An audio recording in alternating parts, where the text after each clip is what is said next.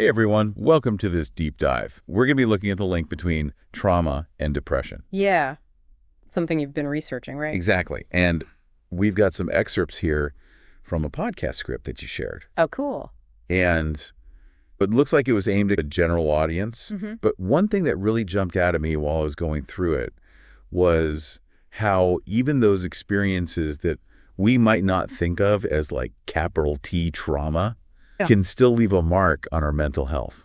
Just because something isn't a huge dramatic event doesn't mean it can't be traumatic. Exactly. Even things like bullying or a really tough loss, those can have these ripple effects for years. Totally. And it's interesting that this script starts by really getting us to think differently about how we define trauma in the first place. It's not just about the event itself. It's about how that event changes us. Yeah. There's this quote from Dr. Bessel van der Kolk. Oh, yeah. He's a big name. Yeah, really influential in the field.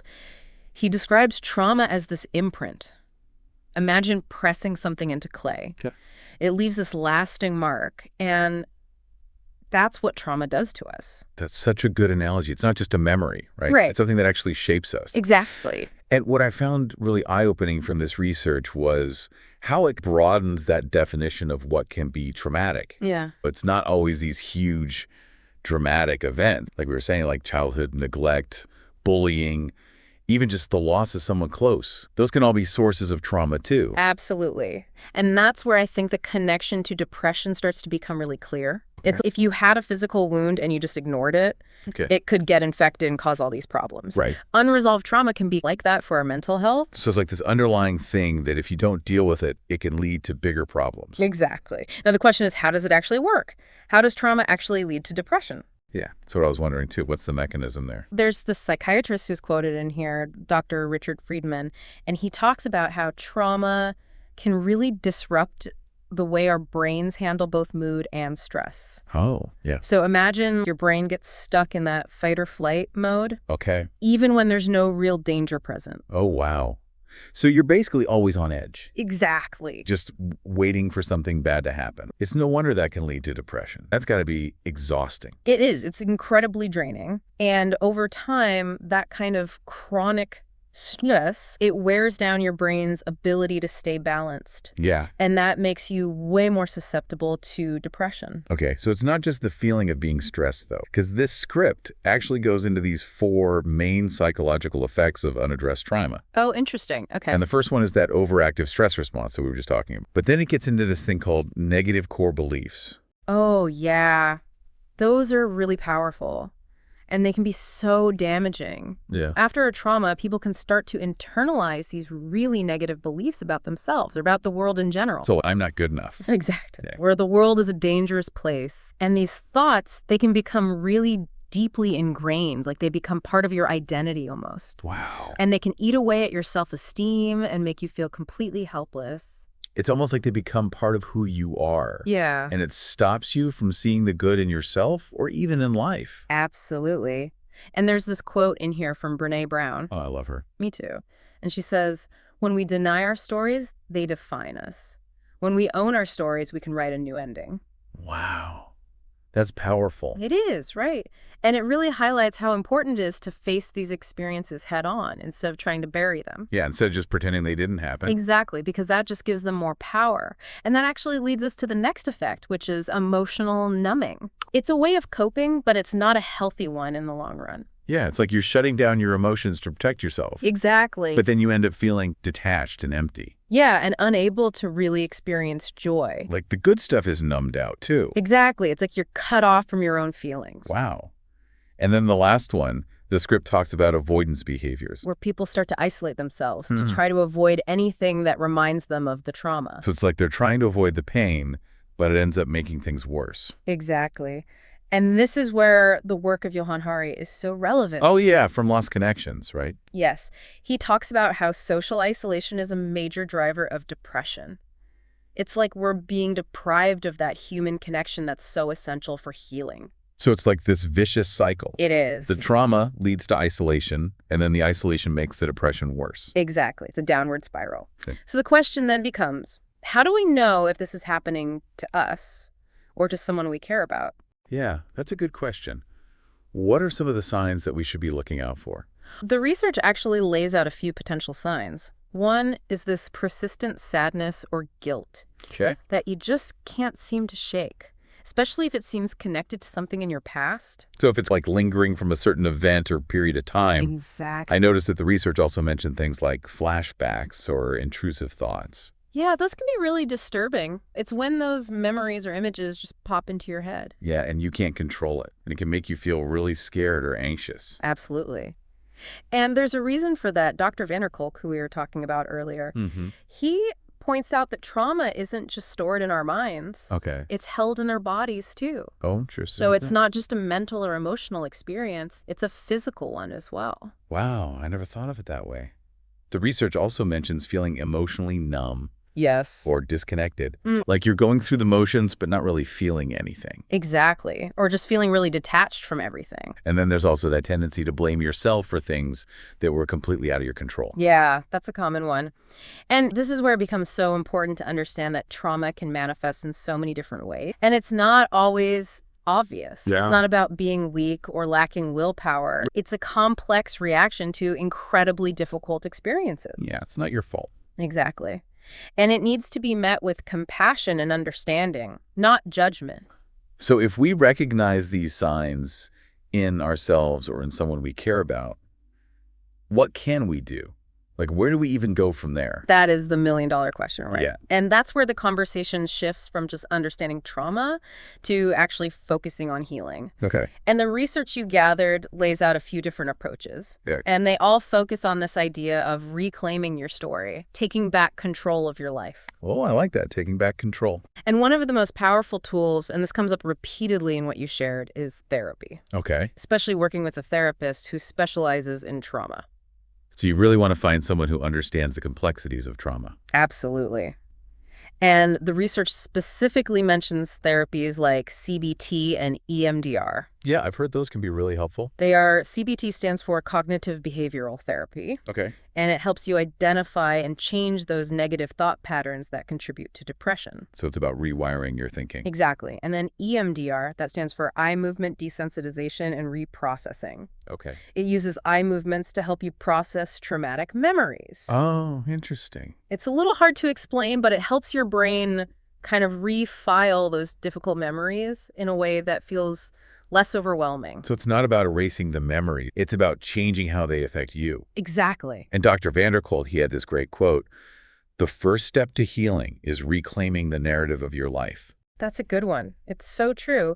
It's about acknowledging what happened, understanding how it's affected you, and then making a conscious choice to rewrite the story. To create a new ending. Exactly. But it's not all about professional help, right? Because this research also talks a lot about the importance of support systems. Yes. That's huge. I think it's a really good reminder that connection can be such a powerful antidote to isolation and despair. And it goes back to that Johann Hari quote, Mm-hmm. the opposite of addiction, and, I would add, depression is not sobriety, it's connection. That's it. It's about having those people around you who get it. Exactly. People who can offer support and understanding without judgment. And then there's self-care, which sometimes gets overlooked. Oh yeah, self-care is so important. It is. It could be anything that brings you joy and helps you reconnect with yourself. Okay. Art, music, nature, whatever nourishes your soul. So it's about taking care of your whole self. Yes. Mind, body, and spirit. The research also mentions mindfulness and meditation. Oh, absolutely. Those can be incredibly helpful for calming that overactive stress response that we were talking about earlier. It's about bringing yourself back to the present moment. Exactly. Right. There's a quote in here from Dr. John Kabat-Zinn. Oh, he's like the mindfulness guru. He is, and he says, mindfulness means paying attention in a particular way on purpose, in the present moment, and non-judgmentally. It's about just being present with your experience without judging yourself. Exactly. And that can be so helpful when you're dealing with the effects of trauma. And finally, the research mentions journaling. Oh, yeah, that can be really powerful, too. It might seem simple, but it can really help. It is. It's a way to process your emotions. Okay. Get all those thoughts and feelings out of your head and onto paper. Right. That can be incredibly freeing. And there's actually research by a guy named Dr. James Pennebaker Okay. that shows that expressive writing can have real benefits for mental health, especially for people who have experienced trauma. So we've got therapy, support systems, self-care, and journaling. All great tools for healing from trauma. They are, and it's great to have so many different options, right? Because it's not a one-size-fits-all kind of thing. Exactly. But it's important to remember that it's not a quick fix. You got it. It takes time and effort and commitment. Healing is a journey, not a destination. You said it. Yeah. It's a process. And it's really important to keep that in mind. You need to be patient with yourself, be kind to yourself, and celebrate every step forward, no matter how small. That's such a good point. It's not about being perfect or getting instant results. It's about progress and self-compassion. I love that. Progress and self-compassion. That's a Yeah. great way to sum it up. Yeah, and just remembering that you're not alone in this journey. Absolutely. There are resources out there, people who understand, and strategies that can help you reclaim your story and find healing. That's a great place to pause for now. Okay. We've covered a lot of ground. We have. We'll be back for part 2 to dive even deeper into all of this. Looking forward to it. Welcome back. Picking up where we left off, this idea of healing as a process, it's not like reaching a finish line. Right. It's about making progress. Yeah, it's a journey. Exactly. And that's so important to remember, especially when you're dealing with something as complex as trauma. It's true, because it's so easy to get discouraged. If you're thinking of healing as this destination you have to reach, Yeah, you might just give up when things get tough. absolutely. But if you see it as a journey, Mhm. then every little step becomes a victory. That's a great way to look at it. And your research has some really practical advice Yeah. for how to actually approach that journey. Oh, yeah. What? It talks a lot about setting realistic expectations Okay, that makes sense. and being patient with yourself. Because it's not going to be a straight line, right? Exactly. You're going to have good days and bad days. Of course. Times when you feel stuck and times when you make these huge breakthroughs. Totally. It's all part of the process. And that's where self-compassion comes in. Yeah, that's so important. Treating yourself with the same kindness and understanding that you would offer a friend who's going through something difficult. It's like being your own best friend. Exactly. It's about recognizing that healing takes time. It's not about erasing the past, Okay. but about learning to live with it in a way that allows you to move forward. That's a good distinction. And it brings us back to those specific strategies for healing that we were talking about earlier, like therapy, support systems, self-care, and journaling. Yeah, it's like having this toolbox full of different options, right? Totally. And it's about finding what works best for you. Exactly. And I think it's important to highlight that these tools, they can work together, they can complement each other. Oh, yeah, for sure. So therapy can provide that safe space to process your trauma Mm-hmm. and develop coping skills, while your support system offers that sense of connection and belonging that's so essential for healing. Because you're not alone. Exactly. And then self-care and journaling, they give you those personal outlets for emotional release and reflection. It's about taking care of yourself. It is. It's about nurturing yourself and reconnecting with your own inner strength. And it's not just for people who've experienced major trauma, right? That's a great point. These strategies can be helpful for anyone who's dealing with depression or anxiety or even just the everyday stresses of life. It's about building resilience, no matter what challenges you're facing. Absolutely. And realizing that we all have this capacity for healing inside of us. Mm-hmm. Sometimes we just need the right tools and support to tap into it. That's so powerful. And I think this research really does a great job of conveying that message of hope and empowerment. Yeah, it's not about being defined by your past. It's about Yeah. learning from it and using those experiences to grow stronger. It's about rewriting the narrative, taking control of the story, and creating a new ending for yourself. Exactly. And remembering that you're not alone on this journey. There are resources out there, people who get it, and strategies that can help you heal and reclaim your life. And sometimes the first step is just acknowledging that you need help and reaching out for support. Which can be so hard to do. I know, right? Especially if we've been taught that asking for help is a sign of weakness. Yeah, like you have to do it all on your own. But it's actually a sign of incredible strength. It takes courage. It does. It takes courage to be vulnerable, to admit that you're struggling and that you need support. And I think we need to normalize those conversations. I agree. Create a culture where it's okay to ask for help without feeling shame or judgment. Absolutely. And that's where community becomes so important. Yeah, having people around you who you trust, Yes. who will listen without judgment, who will offer a shoulder to cry on or a word of encouragement. That sense of belonging and connection is so vital for healing. It reminds you that you're not alone, And that others have walked this path before you, and that there is hope for recovery. there is. And I think that's one of the most powerful takeaways from all of this. Trauma can have this huge impact on our lives, For sure. but it doesn't have to be the end of the story. Right. It doesn't have to define you. Healing is possible, and there are things we can do to reclaim our narratives and find peace and well-being. That's a beautiful way to put it. And it's important to remember that healing isn't one size fits all. Oh, absolutely. What works for one person might not work for another. Exactly. It's about finding the tools and resources that fit your individual needs and your own unique journey. It's about being patient with yourself, celebrating those small victories, and understanding that setbacks are a normal part of the process. Oh, so well said. It's not about perfection, it's about progress. I love that. Progress over perfection. It's worth emphasizing that this conversation goes beyond just traditional trauma. Okay. It's about any experience that's left a mark on you, any wound that needs tending, any pain that needs acknowledging. So it's really about taking care of your emotional well-being. It is. It's about recognizing that we all have stories, and those stories shape who we are, Right. but they don't have to define us. We have the power to rewrite those stories, to find healing, and to create new endings filled with hope and resilience. And sometimes the most powerful act of self-care is just giving yourself permission to feel those difficult emotions. Yes. To acknowledge the pain and to begin that journey of healing. That's such an important reminder. Thank you for that. Of course.